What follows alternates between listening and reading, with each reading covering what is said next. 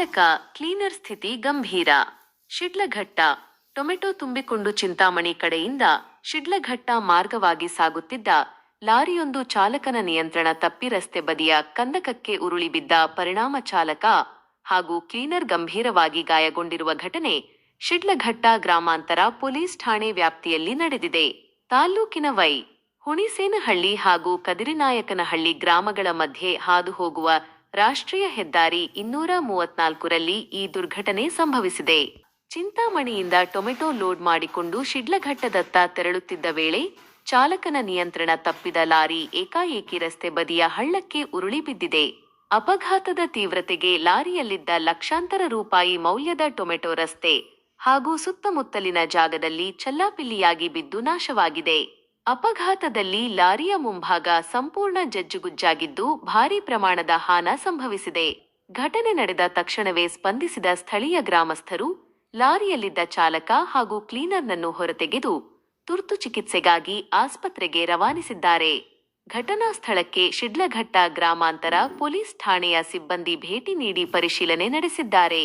ವರದಿ ಬಚ್ಚಹಳ್ಳಿ ಲೋಕೇಶ್, ಶಿಡ್ಲಘಟ್ಟ.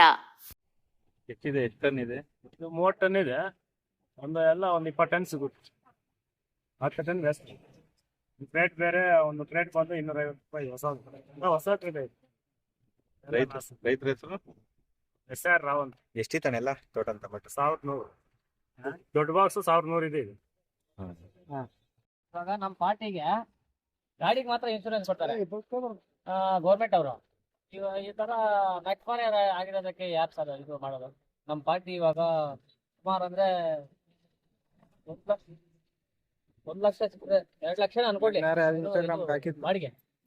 ಮಾಲ್ ತೆಗ್ದಿರೋದು ಒಂದು ಪ್ಲೇಟ್ಗೆ 280 ರೂಪಾಯಿ ಏನೋ ಬಿದ್ದೈತೆ. ಅದ್ರಿಗೆ ಇವಾಗ ಅಲ್ಲಿಗೆ ಹೋದ್ರೆ ಇವಾಗೆಲ್ಲ ಇದು ನಮ್ಮ ಪಾರ್ಟಿ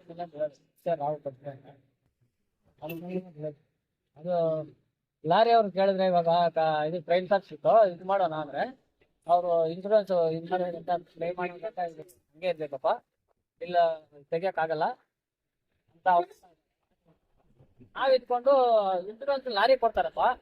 ಗೌರ್ಮೆಂಟ್ ಅವರು ಲಾರಿ ಕೊಡ್ತಾರೆ ಇನ್ಶೂರೆನ್ಸ್. ನಮ್ಗೆ ಟಮಾಟೋ ಇದು ಮಾಡೋಕ್ಕೆ ಲೇಬರ್ ಕೆಲಸಕ್ಕೆ ಅವ್ರು ಇವಾಗ ಎಷ್ಟು ಕಷ್ಟ ಆಯ್ತು.